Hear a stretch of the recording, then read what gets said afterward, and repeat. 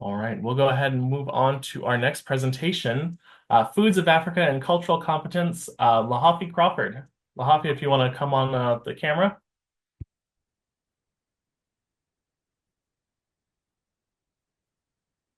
Awesome. I'll hand it over to you. Right on. Thank you, Jake. Good morning, everyone. And I want to say thank you to the Sign Council too for the opportunity to present here today. Let me share my screen. Let's see.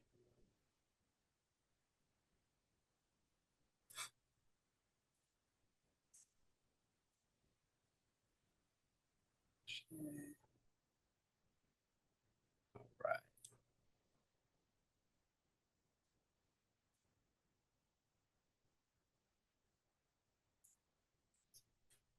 Awesome.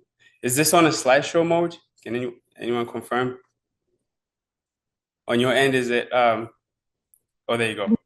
There you go. Very. Awesome. All right. My name is Lahofi Crawford, and today I'm going to be presenting or talking about foods of Africa. I'll talk a little bit about cultural competence and cultural humility, and then I'll have a couple recipes for those that might be interested in trying something new for that palate. Just to preface this presentation, this how this project started was that I wanted to educate inspectors in my department, in environmental services in general, on different food types that they're likely to find in African markets and African restaurants. There is a growing number of African restaurants and food trucks here in Maricopa County.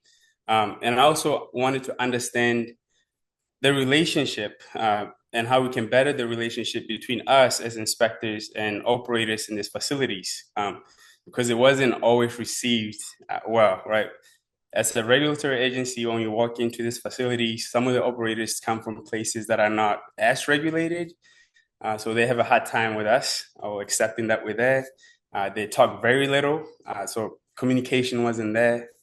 Sometimes it felt like it was maybe language barriers that were getting in the way, but a lot of times it was just that they're not used to having regulators coming into that place of business, especially the ones that operated restaurants in that country and then moved here.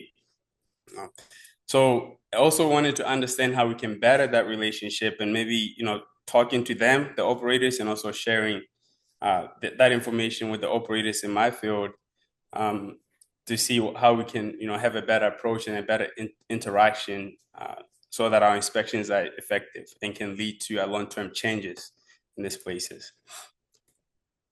So I've been with Maricopa County now for about 4.5 years. Here's our vision and mission statement. Our vision: as the recognized regional environmental leader, I minimize this side here. We will develop and foster innovative environmental health protection programs for the safety of our residents and their environment. And the mission of the Environmental Services Department is to provide safe food, water, waste disposal, and vector-borne disease reduction controls to the people of Maricopa County so that they may enjoy living in a healthy and safe community. So this is the map of the continent. Africa is a huge place. A little bit about myself. I'm from South Africa. I'm from the Tswana tribe, which is the only tribe that can be found in Botswana and South Africa. The only language that's spoken in both countries.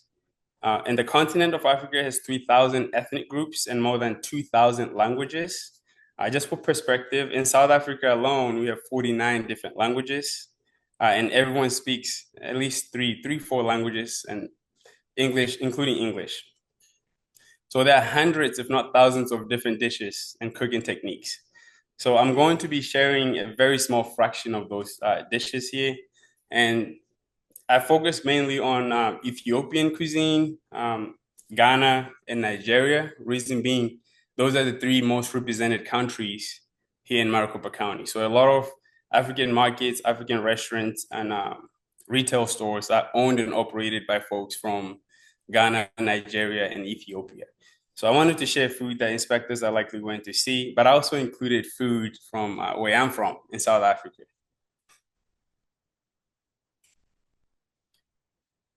So Africa has 54 different countries. They're not united, different countries, different culture, different language. You need a passport, you need a visa to travel across the different countries. that 38 out of 54 countries have coastal access. Africa is bounded by the Mediterranean Sea, the Red Sea, the Atlantic Ocean, and the Indian Ocean. Africa is home to the longest river, which is the Nile River. It runs from Egypt all the way down to like the DRC, Democratic Republic of Congo. It feeds many other rivers along the way, uh, many other lakes and deltas. Africa is the second driest and poorest continent in the world. It is the most populous with 1.1 billion people. That number is probably low. There are all different kinds of terrains. In South Africa alone, we have all four terrains. We have deserts, tropical rainforests, mountains, grasslands, and the coastline.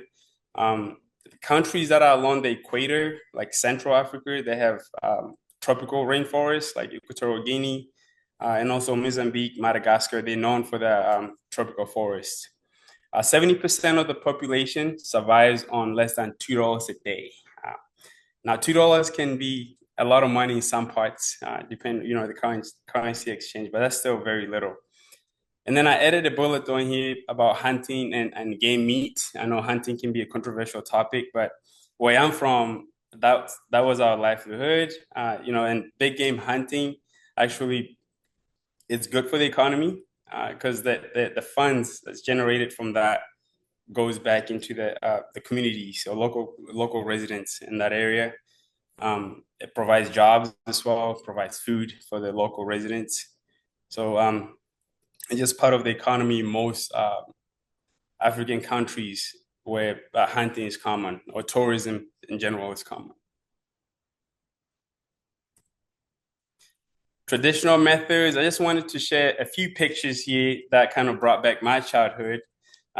So the clay pots, those are used for storing, some cultures, they call them beer pots because they also use them to brew traditional beers. But in my family, they were used to store water in them. A lot of, they use all across Africa, especially in villages, to store water. And then traditional cooking is often done on open fire. And then the picture of the lady here serving plantains, grilled plantains on a newspaper, it just brought back memories because newspapers, if you ever been to a third world country or visited a third world country before, you probably know how versatile newspapers can can be. They can be used to serve food, as shown here, to wrap gifts. You can find newspapers in restrooms in place of toilet paper. Or as a liner on the table. It's just used for everything. So before we get into the menu today, what is African food and is African food healthy? I thought this is an important question to address because the society has become more and more health conscious now. One might wonder if they're following a certain fed diet. They might wonder if are there options for me if I went to an African restaurant. So African cooking starts as a vegan base, then it's packed with vegetables, and then meat is added to it. So it's a lot of soups and stews that are paired with starchy foods, such as fufu, pap, and rice. Rice is very common all across the continent. We'll talk about fufu and pap for those that may not know what that is. But it's a perfect blend of all food groups. It's a blend of savory, spicy, tangy, and earthy flavors. The seasonings that I mostly use are ginger, garlic, chilies, cloves, coriander, and cumin. Coriander is very popular in South African cuisine. And all cuisines can be healthy with simple substitution and thoughtful meal selection. So you can choose instead of beef, tofu maybe if you're into that. And then cultural integration. The reality of the world we live in now, right? Blending of cultures, which leads to a blending of cuisines and even wider menu selection. So don't be surprised if you walk into an authentic Nigerian restaurant that has, chicken tenders or cheeseburger on the menu because they have to kind of fit the palates of the people around, right? Versus if you go to an authentic Nigerian restaurant in Nigeria, you're not going to find those items. So the cultural integration has led to a blending of cuisines, certainly. The first item we have on the menu is called jollof rice. So this dish is actually say that it originates from Senegal by the Wolof tribe. But I put Ghana and Nigeria there because I've only had jollof rice that was prepared by folks from those two countries.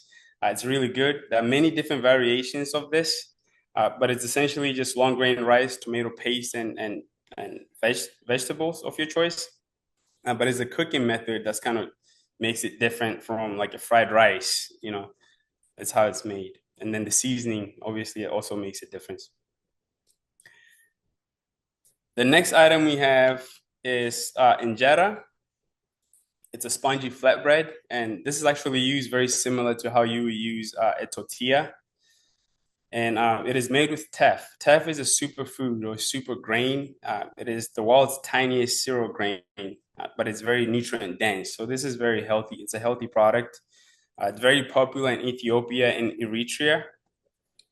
Um, Ethiopians actually greet each other by asking, "Have you had injera today?" And if the answer is positive, that assures the other person that all is well. Right? If you go to any Ethiopian market or restaurant, you're likely going to find this. It's one of those versatile items that you can find with breakfast meals, lunch meals, dinner meals. It tastes very similar to sourdough bread. So if you like sourdough bread, this is something you enjoy as well. Plus, it's healthy, very healthy.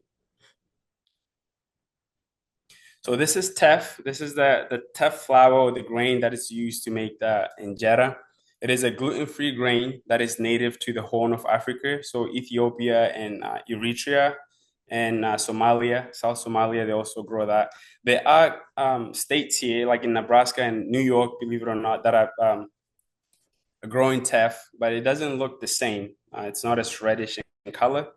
It's a nutrient dense grain. It's rich in vitamin B6. Vitamin B6 is good for blood vessels. So this can naturally lower blood sugars and reduce the risk of stroke and heart attack. There are a lot of scientific studies on this particular product. And you can find teff anywhere in any health food store or your favorite online store. Um, Next, we have nyama choma. This is like grilled goat meat, my absolute favorite. So it's Tanzania and Kenya's national dish, but really it's all of Africa's continental dish, I can say. Because most families can afford to have goats, but not so much cattle. And cattle is a form of wealth in smaller villages. So when families come together or marry, right, they have to pay dowry. And back in the day, it used to be in the form of cattle. So goat was mainly used to just kind of the main meat to feed the family, but cattle or beef is a form of wealth, a sign of wealth. So it wasn't as common as goat meat. In South Africa, we call cookouts are called braai. So if you get invited to a braai in South Africa, there's a high chance of having goat meat. 99.9% of the time there'll be goat meat being made. And it's worth pointing that some foods are prepared as a sign of respect to someone or as a festive dish during special events. And goat meat in my culture is one of those items that's prepared to celebrate or to celebrate someone or pay tribute or respect to someone. And we found excuses to celebrate all the time. So there was goat meat all the time. Um, this is a picture of me back home. Last year, I paid a visit. And traditionally, when you first step foot on the land, you have to walk barefoot. I have to zoom in because I didn't want to show my toes here. But whoever's being celebrated gets to pick the goat, and they also get to pick the cut of the meat that they want, that they would like. And yeah, so it's a very common thing. We eat everything; nothing's wasted. Organs, including organs, internal organs, and yeah. Next item we have on the menu is pap or ugali. So it's called pap in South Africa, and more like Congo, most Southern Africa is called pap, and then in Western Africa it's called ugali. It's essentially just white cornmeal. It's a starch. It's a filler. Um, I used to buy the Goya brand at French markets. That's before I ran into African markets that actually had the brand that I grew up using. But the Goya brand, the white cornmeal from French market, that's what I used to buy to make this. So no forks or knives are used when eating traditional meals, hands only. The picture on the top, that's pap that's served as chomolia, which is just greens and then a beef stew. Picture on the bottom is chomolia again with dried goat meat. Um, we dry a lot of meats, and I guess across the continent, especially in rural areas, um, drying is just the oldest form of preservation, right? Because some places we didn't have refrigeration, so the meat was dried and then cooked later. This is also pap here, but it's made with sorghum instead of white cornmeal. And sorghum is it's also called the poor man's grain because it's one of those grains that if farmers plant it, they're most likely going to harvest it. It can grow in very dry areas, but it's very healthy too. It's a healthy alternative from regular pap or the white cornmeal.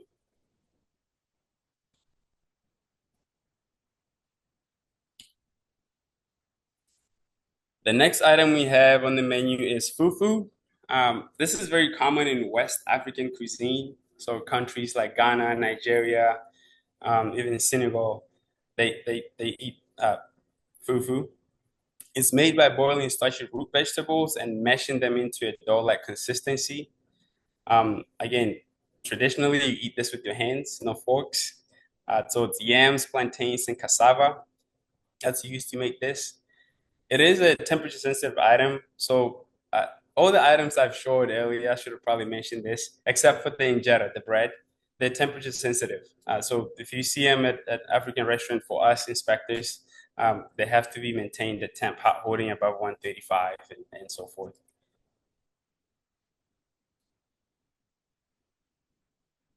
The next item we have is kitfo.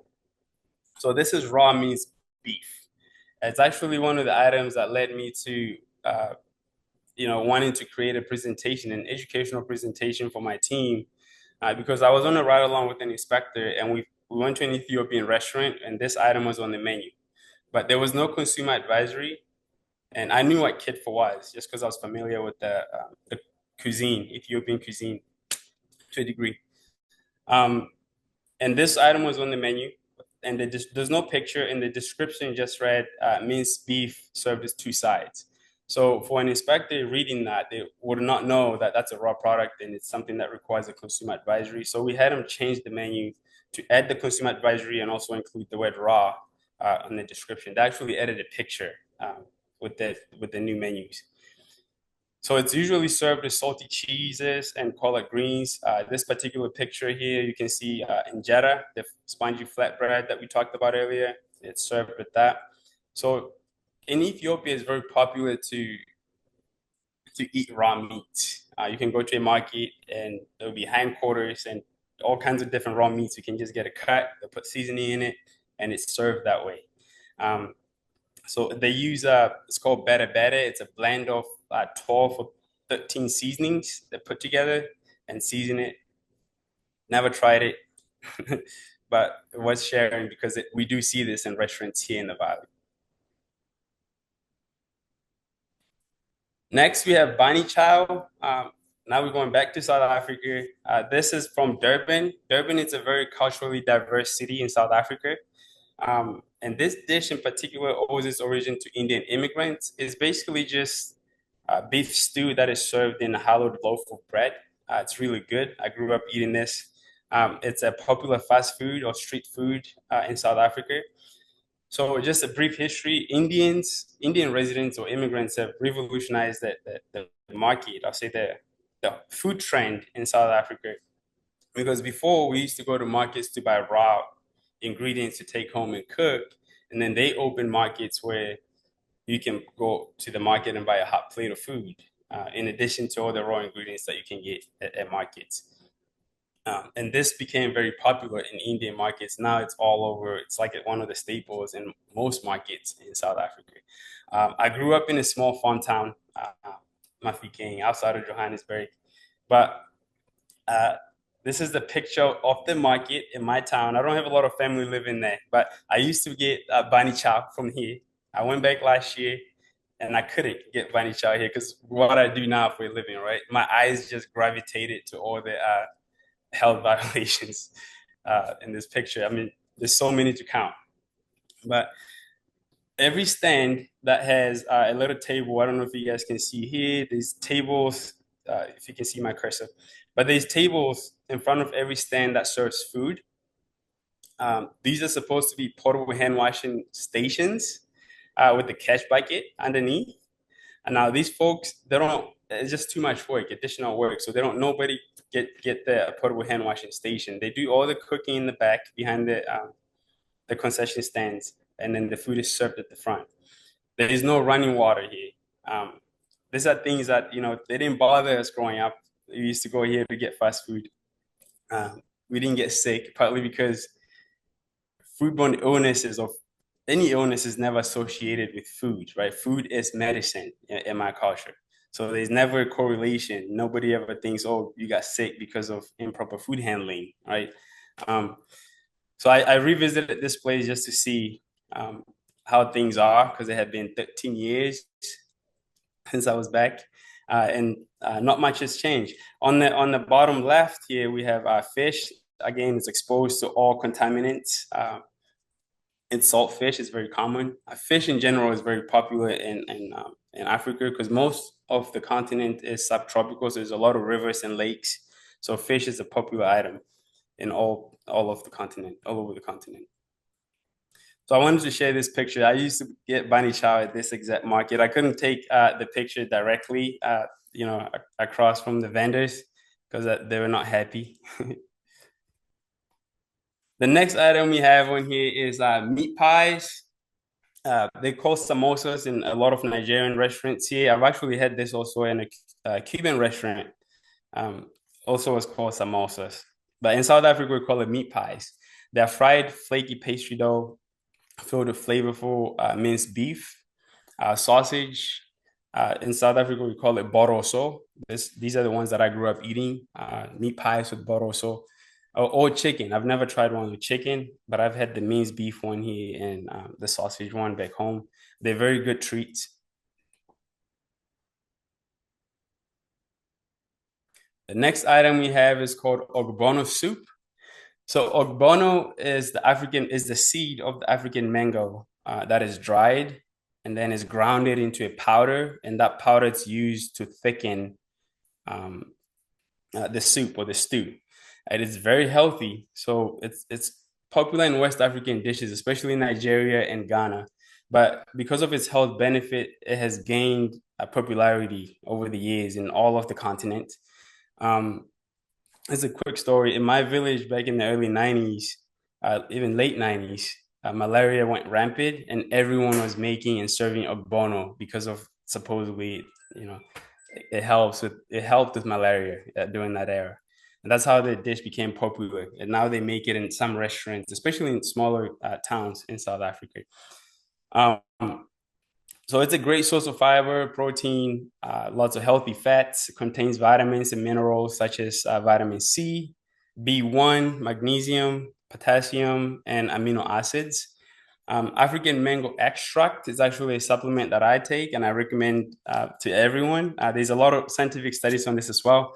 Um, it helps regulate blood pressure, decrease blood pressure. It has many other benefits. That's not the reason why I take it.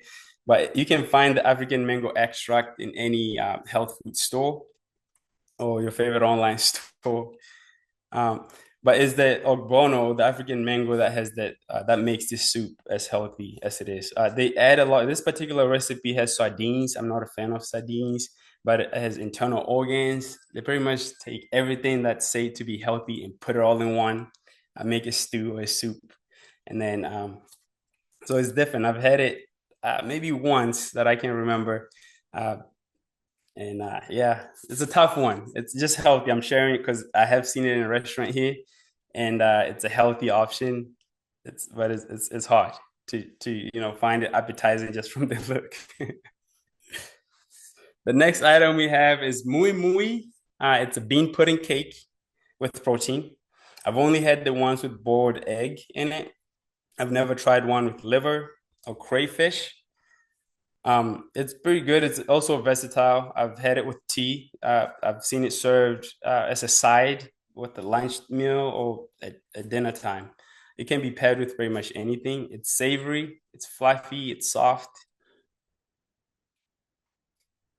This is bubble tea. It is the national dish of South Africa. It owes its origin to the Indonesian dish called babatok. South Africa was colonized by many different people over the years, and they kind of left their own imprints, per se. Um, so there's a dish called babatok. It's an Indonesian dish that's very similar to this. But baboti is a national dish of South Africa. It's made with ground beef and lamb. It is by far the best deep dish casserole in the world, arguably. There's herbs in there, spices, curry powder, fruits. So the fruit is like a fruit chutney. It's not fresh cut fruit. And then a finish of golden brown egg custard that is scented with cinnamon or nutmeg. It's really good. Not a lot of restaurants here. There's one restaurant in Florida, um, the Animal Kingdom Lodge, that serves this product. The next item on the menu is igusi soup. So it's just a West African soup. You find this in most Nigerian and Ghanaian restaurants here in the valley. It is thickened with ground melon seeds. This is a very common practice, just similar to the ogbono or the African mango seed. So grounding of seeds and then using them as an ingredient in food is very common. Is a common practice because the seeds they're very nutrient dense. This particular dish, egusi soup, contains leafy and other vegetables. Uh, it's a popular vegan option, so you can get this because the base is vegan before you add all the meat. So you can get this. It's often offered uh, as vegan as well. And then doro wat is very similar to egusi soup. The difference is the doro wat is just a stew, so it's not thickened with the ground melon seeds. And then salted fish. So the picture I've shared on the right here is a Norwegian stockfish. That's the salt fish that you normally find you find here in the valley in most African markets. But in South Africa, we use bokkoms. Most salt fish or dried fish is bokkoms. It's salted and sun dried Malay. Um, but as I mentioned earlier, drying food is the oldest form of preservation. So there's a lot of rivers, a lot of lakes, a lot of families catch fish and they dry it to preserve it because there's some families didn't have refrigerators to store the food.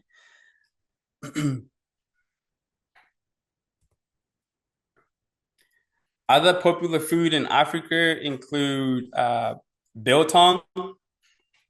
I wanted to include this product here because our HACCP team actually has received some variance requests for companies or operators that wanted to make biltong. And I thought it'd be cool to include this here because it's something that I grew up eating. It's similar to beef jerky, similar but not the same. So, and then another item that's popular is Moana fruit, Baba fruit, the English name, and then Rooibos. Rooibos is a tea, and then Mupani worm, edible caterpillar, which has more protein than beef. And I'll be sharing this. The first item here again is biltong. It is a traditional South African beef snack that is cured in a unique way. Although it looks very similar to American beef jerky, it's quite different in flavor and the method of preparation. It's very different. The beef is dried with vinegar, which cures the meat and then adds layers and of texture and flavor. It is seasoned with salt, pepper, and coriander. You can actually buy biltong seasoning if you're interested in making jerky. It's very easy on your favorite online store, but it's essentially just a mixture of salt, pepper, and coriander. And the meat is much thicker than beef jerky. It's not thinly sliced, so it requires strong jaws to eat it. Originally, it was created out of necessity as a survival food when the Dutch settlers arrived in South Africa. So at one point, the Dutch or Holland colonized South Africa. The word biltong is actually a Dutch word. Bil means hindquarter, and tong means a strip of meat. So they the ones that the Dutch are the ones that introduced biltong in South Africa. So they left that imprints to the South African cuisine. The next item we have is Moana, or the Tree of Life. You guys might know this as the Tree of Life, right? It's called Moana in my language, or baobab, the baobab tree. Um, the name of the fruit is the baobab fruit that's pictured there. The hard pods that they hang upside down, and then when they dry, they either fall, or sometimes you have to get branches to knock them down. But they a great source of fiber. Um, then you can make good yogurt. I make good yogurt with these. You can actually buy baobab powder at any health food store or your favorite online store. It has great health benefits. It's one of those items that's worth looking into as well. I've seen this in a few African markets as well, but it was a powder. It wasn't an actual pod. It was the powder. So it's refined. So this is the yogurt I like to make with using the baobab fruit. The baobab fruit is one of the items that it's easy to get shipped because since it's a dried fruit, it's easy to get through customs compared to other fruits that I wish I could get here. But it has a citrus flavor when it's in a powder form, but it tastes very similar to Greek yogurt when you make a yogurt with it, and it's pretty easy to make a yogurt with it. So it's very compacted powder with little seeds, as you can see the seeds there in the strainer. And then all you have to do is just take the pods, break the pods, take the white stuff out, and then mix water or half milk into a jar, about 2-to-1 ratio. You close the jar, you throw that in the fridge for a couple of days. And then that powder kind of just comes off the seeds, and then you strain it, and you have delicious and healthy yogurt. It's a great source of fiber as well. Next, we have rooibos. Again, it's a South African plant, shrub, or bush. This is native to South Africa, and then whose leaves are commonly used for brewing tea. Rooibos is also a Dutch name. It just means red bush, referring to the plant's visual characteristics. It used to be an inexpensive alternative to European black tea. So growing up, when you had visitors, you offered them tea, and 99.9% of the time it was rooibos until when it became popular in the Western world, and it became one of the say the top 10 exports out of South Africa, and that increased the price. So now most families offer European black tea in those rural areas instead of rooibos because it's an export now. The tea is free of caffeine and is full of antioxidants. It has anti-aging and other health benefits that have been keeping the plant in the spotlight since the 18th century. Retail store have it advertised as an anti-aging tea. It's a good tea if you're into tea. I love tea, and this is one of my favorites.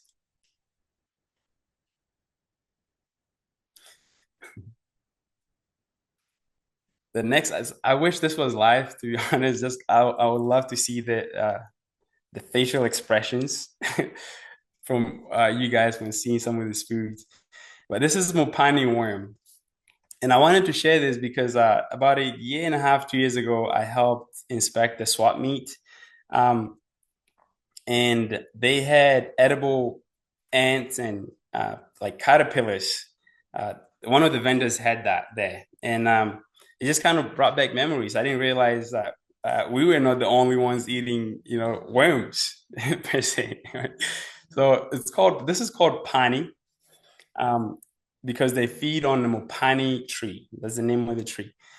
When it's just dried and salted, as you can see the picture here on the bottom left, it's called pani. But when it's cooked and is served as a side, it's called mashonja, which translates to a side dish. It can grow up to about 10 centimeters. It has 3 times more protein than beef. It's a great source of phosphorus, iron, and calcium. It feeds on mopani tree leaves, and it is the only thing that can be harvested in Kruger National Park. If you've watched like animal shows, you probably have seen Kruger National Park, or footage from Kruger National Park. And I have a short little video here for us to watch.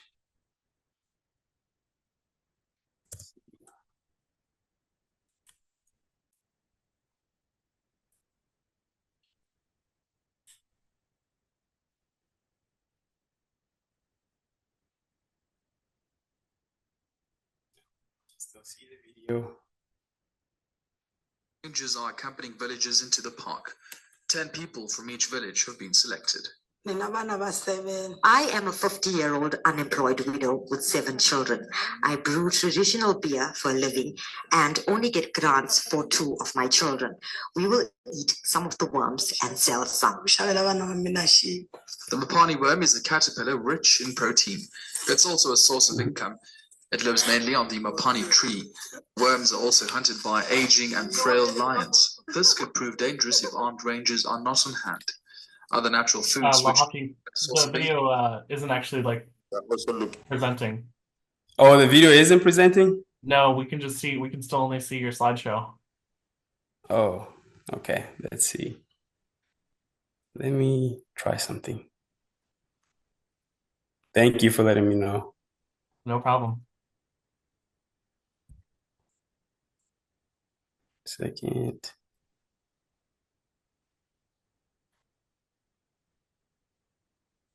I'm gonna just play the video in the slideshow. Let's see. The reason why I had Dean actually with ASU help me with this is that when I played the video, the YouTube video, there was a commercial that came on. It was a political commercial, so hopefully that doesn't happen. I'll try that.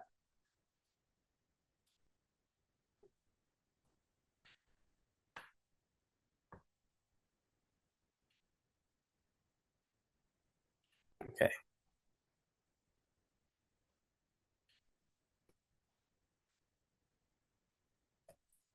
All right. Can you see my screen, Jake? I can see the PowerPoint screen still. Okay. Let's see.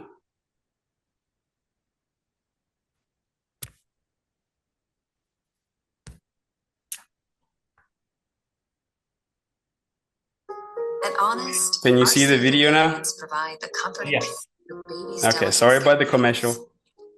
No problem. You should be able to skip it by pressing the button there. Let's see. No, it's not letting me.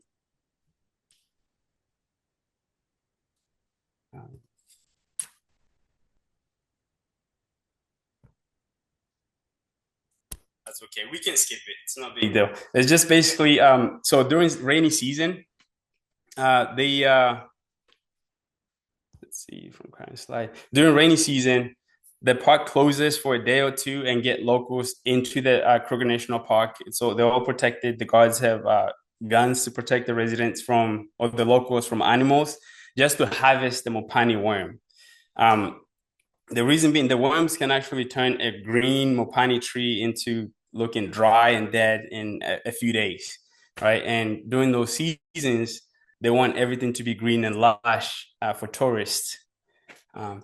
So this is the only item that gets harvested in the park during rainy season. It's twice a year that this happens.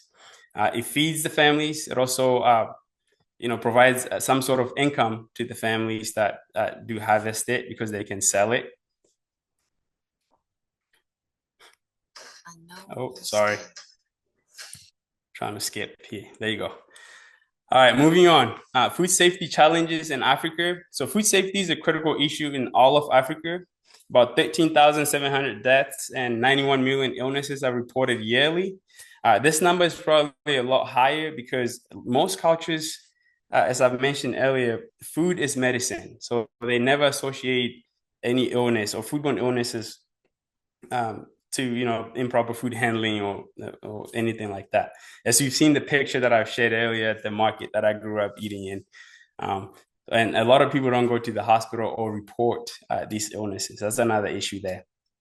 So the high prevalence of foodborne illnesses is due to poor food handling, inadequate food safety regulations or enforcement, lack of awareness about food safety. So this is important to understand because sometimes we walk into these facilities, new operators here in the Valley that came from places that are not as heavily regulated or regulated at all. And then they have to deal with us coming in twice a year to do these inspections. It's something that they're not used to. So sometimes as inspectors, we have to take off our regulatory hats and put on our educator hat and just teach them about the reasons behind why we're there, why we do what we do, because they don't understand it. And I've shared this picture again. So food safety challenges in U.S. retail markets and restaurants. So proper food labeling, it's a big one in African markets here. Reason being, they get that shipments in bulk a lot of times, and then they portion it into smaller containers. And oftentimes these containers don't have any labels, and they may not have an invoice. We run into cases where they don't have the invoice or the original box where this product came from. And as I kind of alluded to earlier, communication isn't always good in these places because they're not used to regulatory agencies coming in. So we oftentimes see or leave the inspection with so many unanswered questions, products that we don't know, they're not labeled. We just kind of go off of what they say. So educating them on the proper labeling, the reasons behind why food needs to be labeled for tracebacks and so forth is very important. It's something that's an ongoing issue. It's an ongoing thing that we keep working with these operators on. And then approved source. I found that most of the items that we questioned the source was things like, homemade remedies or juices, things that they can't really get at a retail store here. So they tend to make it at home and then sell it in their stores. So educating them on what's approved on or proper way of doing things here is very important. A lot of that is just not knowing, and then thinking that, okay, we're just doing this for a select group of people that know what this product is. So we shouldn't need a label or, some level of identifier of what this is because the people that we're selling it to know. But if you're permitted, you have to follow the regulations in place. And then proper food storage. The argument here is because, so I'm talking about the food storage hierarchy, right? So most African cooking, it's cooked at very, very high temperature. So they don't see the need or reason behind having to store poultry underneath everything else, right? Because they figured everything that's getting cooked, all the meats, is going to be cooked above 200 degrees. So there's no need for me to store it properly, right? So educating them on proper food storage is another thing that we have to do quite a bit. And then approved packaging and package integrity. The code doesn't allow plastic bags from grocery store bags to be used to store food. We see a lot of that. Again, these are smaller businesses, so spending money on approved packages can be a burden to them. So just kind of, again, working with them and letting them know, this is what you can do, this is what you can't do, and the reasons behind, why we do what we do. And then language barriers, again, at this part here, I found that most of these operators actually do speak English, is that they're just not comfortable with the regulatory agency coming in to do inspections. So our approach can kind of mitigate that. You show up with high energy and being curious and showing interest in being there and learning what they do can actually mitigate that part. You find that they can actually speak English. It might be broken English, but enough to have an effective inspection. And then cultural competence and cultural humility. So cultural competence is a skill that requires continuous development. It includes recognizing and respecting diversity through our words. It can move us beyond tolerance of others, right? But cultural competence has an end. It's hard to really be culturally competent, and to say that, so it can be rude or disrespectful, because unless you you from that culture, there's no way of really knowing all the intricacies of that culture. So cultural humility, on the other hand, is a practice of self-reflection and learning from others, and continuously learning from others, and not having any assumptions, or allowing your biases to get in the way of how we interact with other people. So cultural humility can guide us to total acceptance of others. So we have to lead from a curiosity standpoint. And I like telling the people in my team that for the 1 hour or 2 hours that you're doing that inspection, let curiosity be your superpower. Ask questions. We are taught to ask open-ended questions, but be present when you ask these questions. Really ask seeking to learn, not asking having an answer, or a bias of the issue at hand. And just being present. Curiosity is being curious, or allowing the child in us can really help when doing inspections. There's a lot of TED Talks and speakers, like Simon Sinek is one of my favorite speakers, that talks or stresses the idea of cultural humility and how it's much more important than cultural competence. So cultural competence requires global awareness, self-assessment, active listening, and empathy, right? Communication is everything. So it's hard to have an effective communication or inspection in general if you can't actively listen to the operator and the issues at hand, and have empathy as well. That's very important. Oh, so this is one. Wait a minute. Am I still sharing my screen? Oh, there you go. Yeah. Yes. This is one of the acronyms that I really like, and I like to share with my team here. Cultural humility. So humble acronym. The H is to be humble about the assumptions that we make. Questioning our own biases is very important too, right? And understanding our own backgrounds and our own culture, that can help us kind of understand our way of thinking and how we see the world. And then motivate ourselves to learn about others, right? That's not being closed-minded, and always be willing or be curious about other cultures. And then the B is to begin to incorporate this knowledge into your work. So one of the little tricks, or things that I like to do is, if I find a product that I don't know anything about, I'll ask it as much as I can about it, understand even the cultural significance of that product. And then you're likely going to see that product if you go to another Nigerian or Ghanaian restaurant. And then when you approach them, that second operator, with that knowledge, it improves the interaction, because they feel like, oh, you know about this, it's something that it will surprise them in a positive way. So incorporate the knowledge that you learn from one place into the next, right? Oh, this is a lifelong learning. This L is for lifelong learning.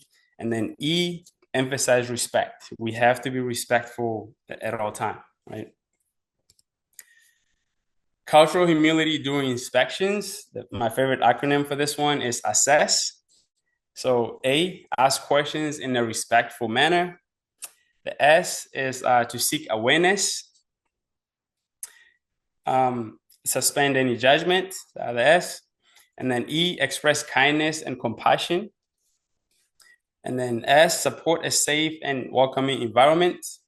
And start where the operator is. So being present and focusing on the content in hand. Kind of ties into suspending all judgment or biases, right?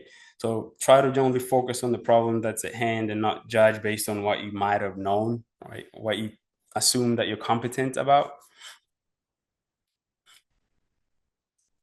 And this is all I have for today, folks. Thank you so much. My name is Lahofi Crawford, and here's my information here. By the way, this is an ongoing project, and there will be more food included in this presentation over the years.